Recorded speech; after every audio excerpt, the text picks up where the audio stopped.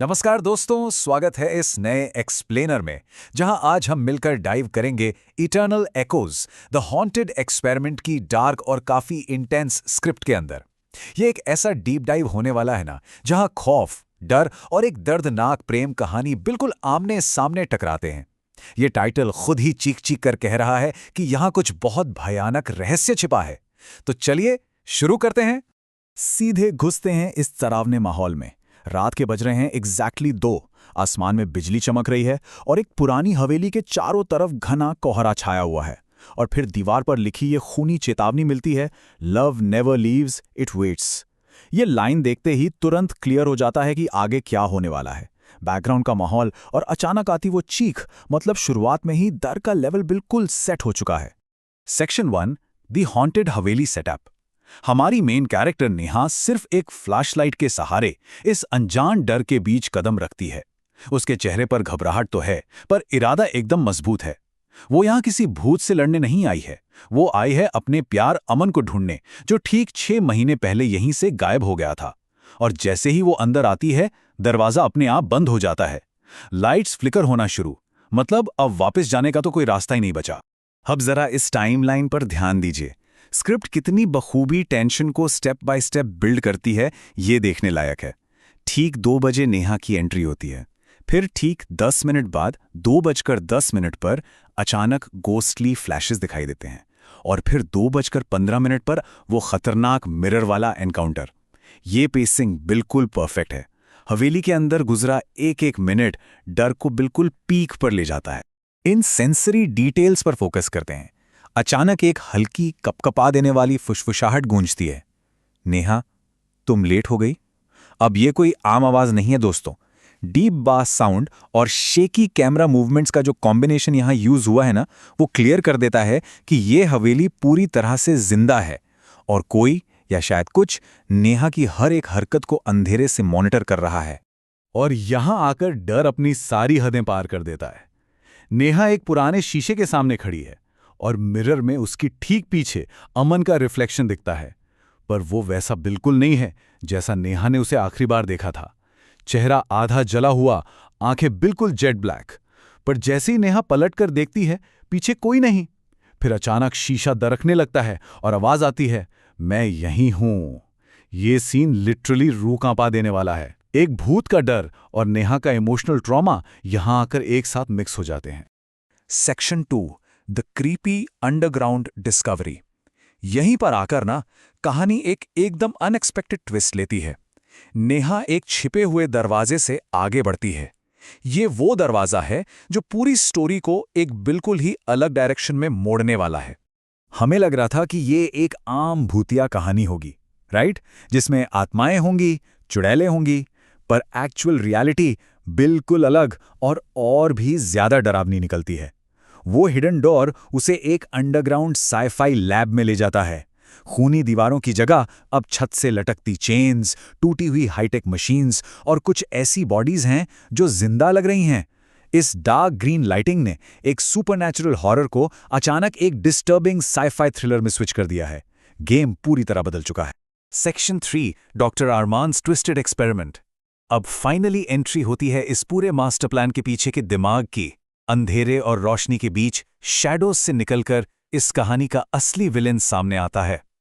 सफेद lab coat, चेहरे पर एक शैतानी मुस्कुराहट और उसका डायलॉग, वेलकम, तुम लोग मेरे एक्सपेरिमेंट हो। ये डायलॉग पूरे माहौल को सुपरनैचुरल से निकालकर एक नाइटमेयर वाले सच में बदल देता है। तो आखिर ये डॉक्टर अरमान इस क्रीपी अंडरग्राउंड लैब में कर क्या रहा था? दरअसल वो एक ह्यूमन इमोशनल कंट्रोल एक्सपेरिमेंट चला रहा था। ये एक ऐसी खतरनाक और पागलपंती वाली साइंटिफिक प्रोसेस थी जिसका एक ही मकसद था, इंसानी जज्बातों को, खासकर प्यार की ताकत को जोर जबरदस्ती दबाना और कंट्रोल करना। वो बेगुनाह लोगों को लैब रैट्स की तरह ट्रीट कर रहा था, बस ये साबित करने के लिए कि साइंस के आगे इमोशंस की कोई औकात नहीं है। और इस शैतानी एक्सपेरिमेंट का नतीजा क्या निकला? यहां आकर ना इस एक्सप्लेनर का सबसे इमोशनल मोमेंट हिट करता है। नेहा के सामने एक चेंबर खुलता है और वहां अमन भारी जंजीरों में जकड़ा हुआ मिलता है। डॉक्टर के इस एक्सपेरिमेंट ने उसे आधा इंसान और आधा मॉन्स्टर बना दिया है। उसकी आंखों में इतना दर्द है, पर फिर भी नेहा के लिए वही प्यार जिंदा है। अपनी इस डरावनी हालत में भी अमन का पहला शब्द यही होता है, नेहा, भाग जाओ। Section 4 love, chaos and sacrifice. लेकिन सच्चा प्यार इतनी आसानी से कहां हार मानता है। अमन की इस बुरी हालत को देखकर भी नेहा उसे छोड़कर जाने से बिल्कुल इनकार कर देती है। वो रोते हुए आगे बढ़ती है और कहती है, मैं तुम्हें छोड़ के नहीं जाऊंगी। ये सीन, जहां सॉफ्ट म्यूजिक और नेहा की आंखों में आंसू हैं, बिल्कुल क्लियर इशारा दे रहा है कि अब एक एक्सप्लोसिव क्लाइमैक्स आने ही वाला है। ये इस पूरी कहानी का टर्निंग पॉइंट है दोस्तों। जैसे ही नेहा प्यार से अमन का चेहरा छूती है ना, उसका प्यार उस क्रूअल और मॉन्स्ट्रस प्रोग्रामिंग पर भारी पड़ने लगता है। अमन के अंदर की इंसानियत वापस आने लगती है और वो मशीन वाले कंट्रोल के खिलाफ स्ट्रगल करता है। ये देखकर डॉक्टर अरमान बिल्कुल गुस्से में पागल हो जाता है। वो चीखता है, इमोशंस ब्रेक द कंट्रोल। ये एक लाइन साबित कर देती है कि प्यार को किसी भी साइंटिफिक बाउंड्री या मशीन से बांधा नहीं जा सकता। अब यहां से क्लाइमैक्स ऐसी बुलेट ट्रेन की स्पीड पकड़ता है कि क्या बताएं। देखिए, पहला स्टेप, अमन की इंसानियत लौटती है। दूसरा स्टेप, लैब में डेंजरस अलार्म्स ब्लेयर करना शुरू करते हैं और एक्सप्लोजन का काउंटडाउन चालू हो जाता है। फास्ट कट्स, शेकी कैमरा, आग की लपटें, टूटती हुई दीवारें। इस पूरे क्योस के बीच अमन को एक बहुत ही दर्दनाक फैसला लेना पड़ता है। वो नेहा को बचाने के लिए उसे फोर्स करके लैब के बाहर निकाल देता है। ये अमन का अल्टीमेट सैक्रिफाइस था। एक सच्चे हीरो की तरह वो नेहा को सुरक्षित बाहर धकेलता है और उस भारी लैब के दरवाजे को अंदर से हमेशा के लिए लॉक कर देता है। दरवाजे के उस तरफ चीखती हुई नेहा और इस तरफ अमन आखिरी बार कहता है, मैं तुमसे प्यार करता हूं। और फिर वो टूट पड़ता है उन सारी शैतानी मशीन्स और डॉक्टर अरमान पर। अगले ही पल एक इतना विशाल ब्लास्ट होता है कि वो पूरी हॉन्टेड हवेली बस मिट्टी का ढेर बनकर रह जाती है। Section 5 an unfinished game. इस कान फाड़ देने वाले शोर, आग और तबाही के बाद अचानक से छा जाती है एक गहरा, चुभने वाला सन्नाटा। सुबह हो चुकी है। उगती हुई धूप उन बचे कुचे खंडहरों पर पड़ रही है, लेकिन वहां की खामोशी सच में उस रात के डर से भी ज्यादा भारी और डिप्रेसिंग महसूस होती है। क्योंकि यहां एक ऐसा सच सामने आता है जो इस पूरी ट्रेजेडी को बयां करता है। हर प्यार की कहानी पूरी नहीं होती। हवेली के मलबे के ठीक सामने नेहा बिल्कुल अकेली बैठी है, लगातार रो रही है। ये मोमेंट हार्ट ब्रेकिंग है। एक अधूरे रह गए प्यार का दुख वहां की हवा में साफ महसूस हो रहा है। लेकिन रुकिए, स्क्रिप्ट इतने डार्क नोट पर खत्म नहीं होती।